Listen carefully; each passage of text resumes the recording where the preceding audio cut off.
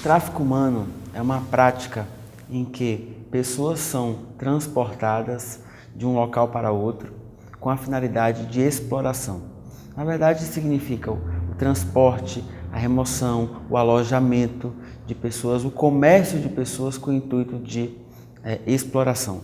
Essa exploração pode se dar em relação à questão sexual comercial, ou para fins de trabalho escravo, ou também para tráfico ou remoção de órgãos. O Brasil ainda é mundialmente reconhecido como um país de sexo fácil, de mulheres fáceis, o imaginário europeu. As mulheres brasileiras são calientes, de cabelo ondulado, às vezes, né, bem afro mesmo, aquela ideia e tal. E de que a brasileira tem seios fartos e dá aquela ilusão, aquela fantasia, né? Então esse estigma ainda existe lá. As nossas mulheres traficadas são, sim, mulheres.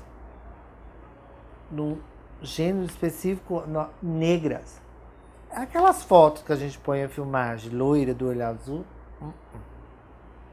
isso pode ser no leste europeu. Nossas mulheres são morenas, negras, pardas. Essas sim são as traficadas. Porque carregam um mito e aí vamos colocar, a gente tem, em determinada época do nosso país, tinha um tal do turismo sexual bem claro aqui pra gente. As bundas negras, as bundas mulatas. Teve grandes concursos de bundas negras e mulatas no nosso país, que era extremamente falado. Isso fixou um país como um território sexual. E aí as travestis também, e as mulheres trans, começam a aperfeiçoar clandestinamente o silicone, e as grandes nádegas também são grande. Nessa mesma época, final dos anos 90 e começo dos anos 2000, uma leva muito grande para a Europa, dessas mesmas mulheres trans. Porque as casas noturnas da Europa tinham como atrativo em epígrafo, esse lugar da história eram nossas mulheres. Se anterior a isso, década de 70, 80, as nossas trans estavam dentro de um contexto, vamos dizer, cultural. Era o teatro de cancan, teatro de revista, elas estavam dentro. Nós temos personagens até hoje que estão na novela falando desse lugar da arte e a travestilidade. Que não era dado esse nome, a travestilidade, era dado transformismo, né? Os transformistas. Só que aí, dentro dos anos 90, essa confusão dessa pessoa travesti, transexual, como exclusão às margens, acabou-se a cultura, mas foi colocada numa situação de a cultura a essa população às margens. E aí sobra o que para essa população? A prostituição. Aí você fala, por que não foi estudar igual a senhora, doutora? Não. Olha só, eu tive o lugar do acolhimento do meu núcleo principal, que é a família, da minha comunidade, daquele lugar no qual eu me estabeleci como esse ser. Logo que elas são expulsas de casas, são expulsas do território educacional, que é a escola. São expulsas de outros territórios e sobram a elas as margens, que é a prostituição.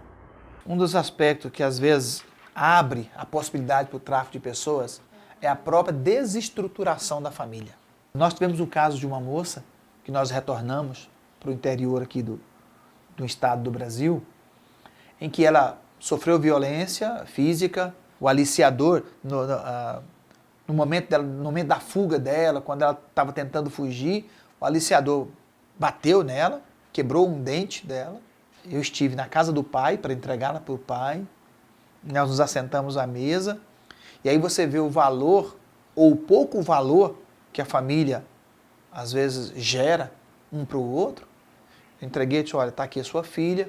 Ela foi vítima de violência. O pai vira para a filha assim, olha para ela e diz assim, minha irmã, você, hein?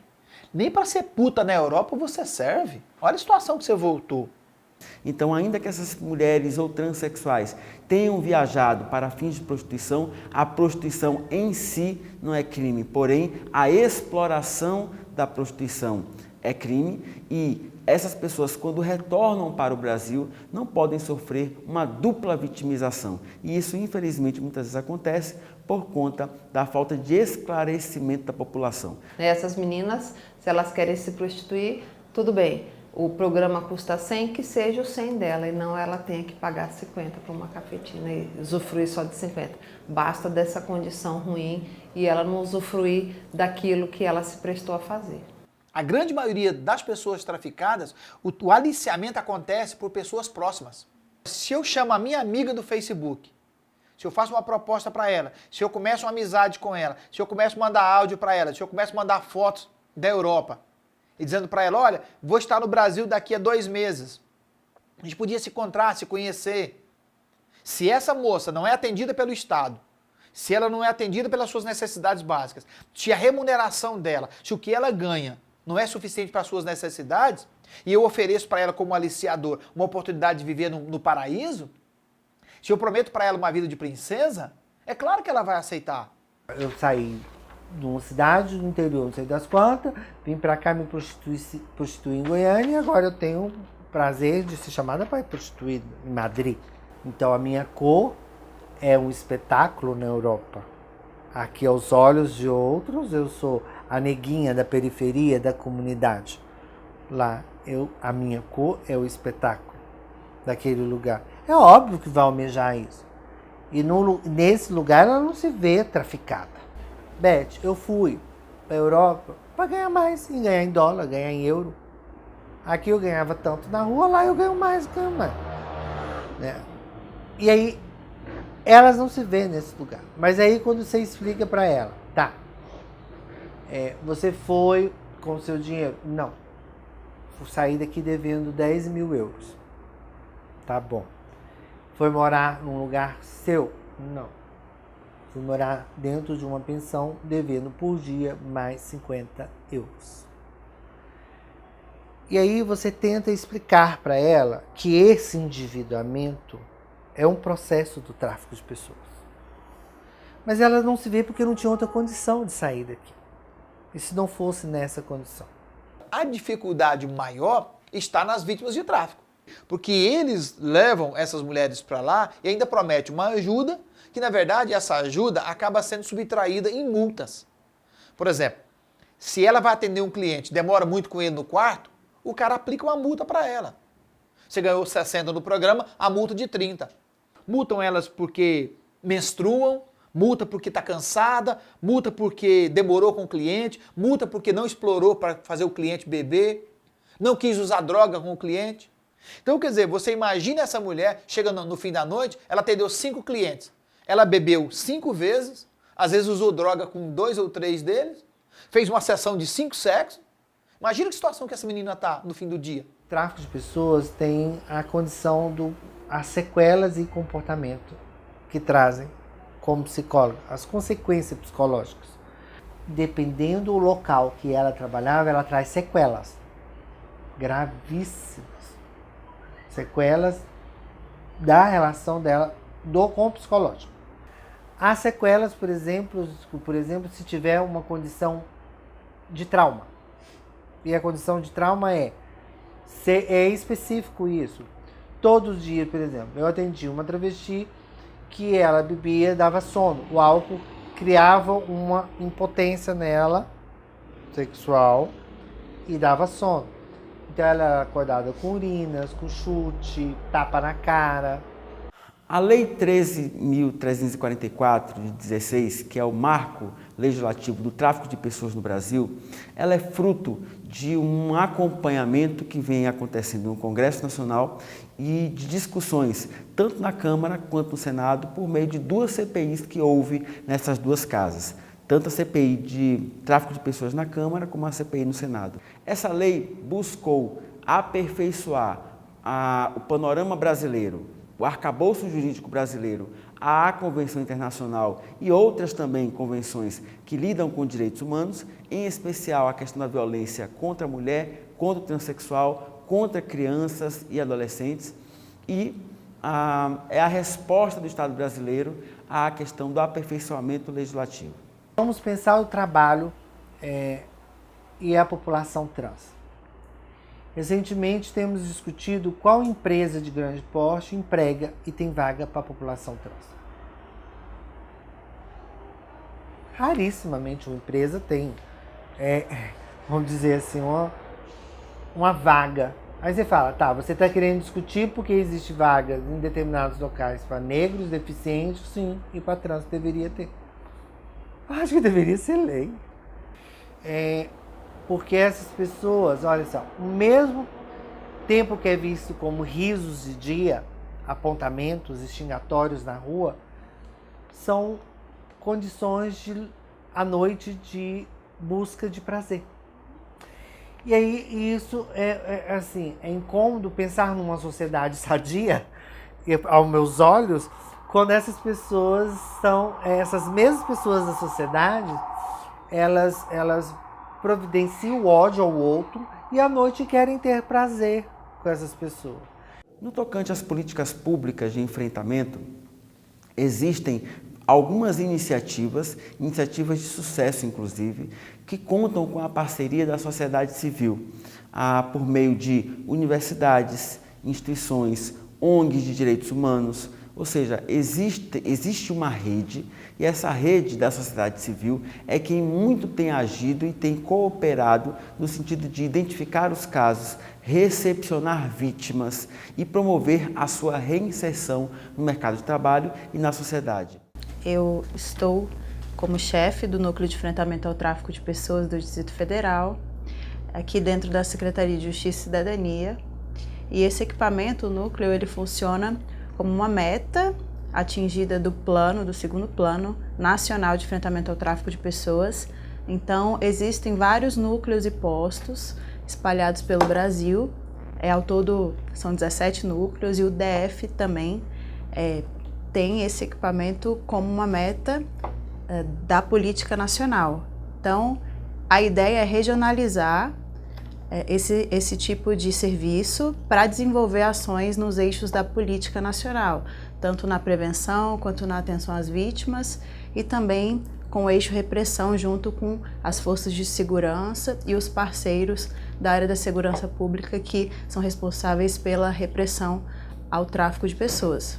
É sabido que essas vítimas, por muitas vezes, sofrem a revitimização, que é um fenômeno em que elas passaram pelos problemas nos países destino e, ao voltarem para o Brasil, elas sofrem também bastante em relação ao preconceito da sociedade. E aí essa vítima, ou possível vítima, quando é resgatada, essa palavra que é usada, porque eu não chamo de resgate, eu chamo de sobrevivente, que ela vem, ela vai sair do lugar dela de vítima, ou possível vítima, e dentro do eixo da repressão e do judiciário, ela vai se tornar uma testemunha?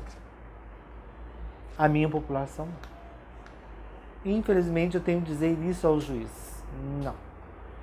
Porque esse mesmo lugar de repressão ao crime vai revitimizar essa pessoa várias vezes. Pela roupa que ela foi resgatada, pelo jeito dela, por ser prostituta, por ser travesti. Imagina descer num aeroporto de Guarulhos, uma loira, peituda, bunduda, vinda da Itália. Normalmente elas descem até acompanhadas, algemadas. E aí elas não são vítimas, elas são tratadas muitas vezes como a própria aliciadora do crime. E aí você pergunta para ela, você sabe quem te levou? Sei. Você ainda estou devendo ela tantos mil euros, Beth. Pois é. Mas ela veio comigo do meu lado. Nós fomos colocadas juntas no mesmo camburão. Nós fomos algemadas juntas. E é o mesmo que me algemou junto com ela e fez isso tudo, é o mesmo que riu no aeroporto de mim.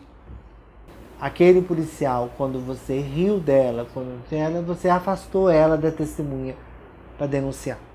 Nossa organização, nós não vamos a prostíbulos, nós não fazemos batida, nós não fazemos investigação. Não é esse o nosso trabalho.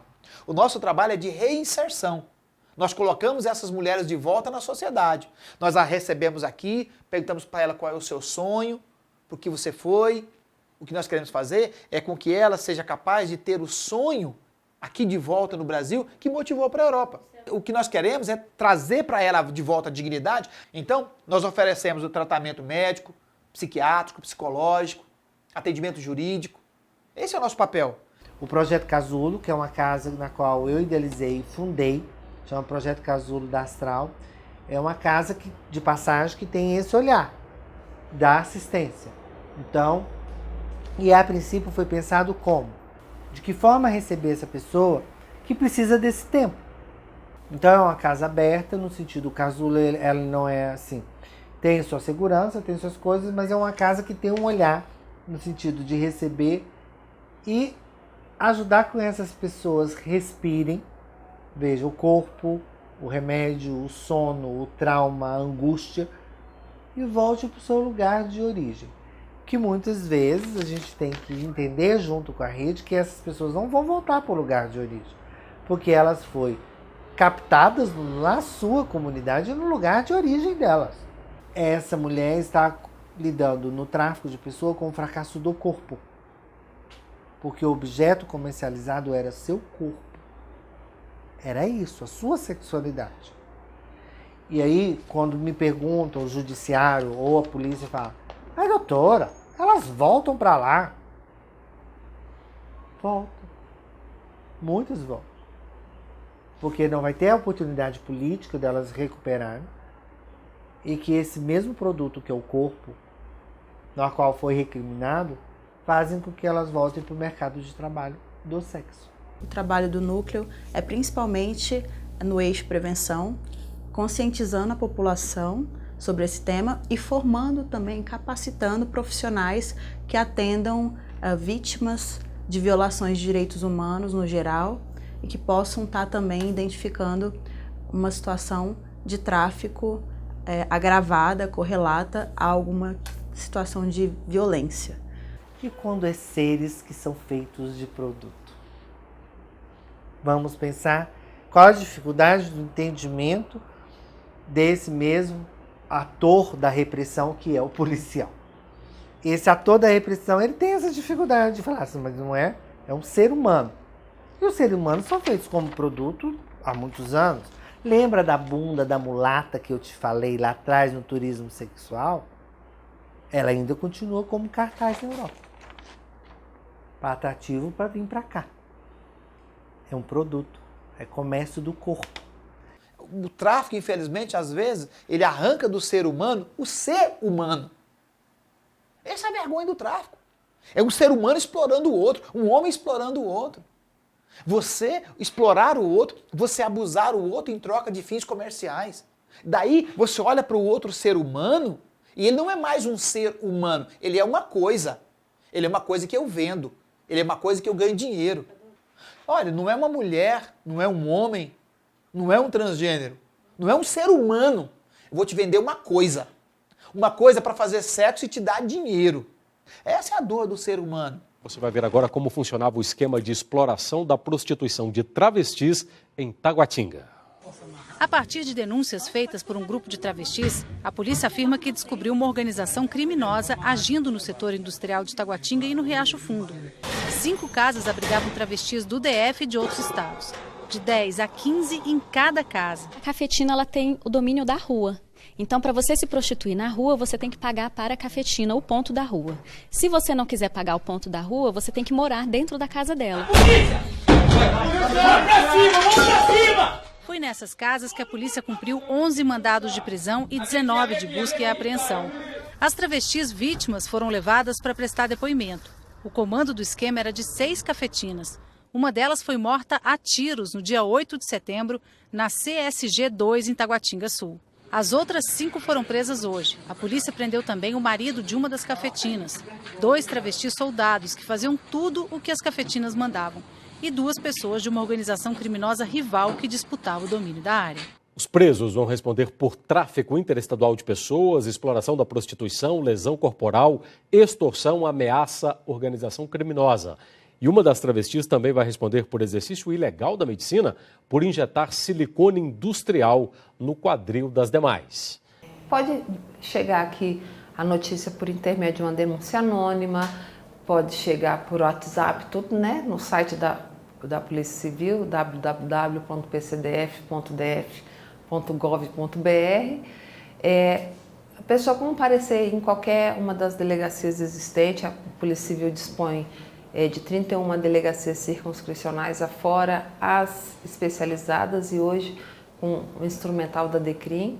A proposta é a divulgação da campanha do Coração Azul, que é a campanha internacional promovida pela ONU, e o Brasil aderiu em 2013 a essa campanha. Os núcleos e postos, não diferente, têm essa missão também de desenvolver e dar visibilidade através de ações nas regiões com o slogan do Coração Azul. Então, liberdade não se compra, dignidade não se vende, denuncia o tráfico de pessoas, é o slogan da campanha e é utilizado que coloca em evidência os canais de denúncia.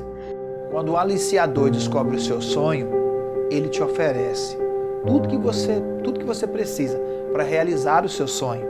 Quando você chega lá e descobre que foi traficado, você percebe que ele arrancou de você o seu sonho, que ele tirou de você tudo aquilo que você tinha. Então, o tráfico te oferece tudo que você deseja e no final ele arranca tudo que você tem, até a sua dignidade. Esse é o nosso projeto, é reinserir, dar oportunidade para essa pessoa, trazer dignidade de volta para essa pessoa. Porque ela chega aqui não se sentindo mais uma pessoa, mas se sentindo alguém que foi abusado. Então, então nós pegamos ela de, olha, você não é uma coisa, você é um ser humano com todos os direitos que você tem. Então, o que nós estamos aqui para te oferecer. Então, saúde física, saúde emocional e agora, qual é o seu sonho? Vamos realizar o seu sonho. Esse é o nosso papel, realizar o sonho daqueles que tiveram os seus sonhos arrancados.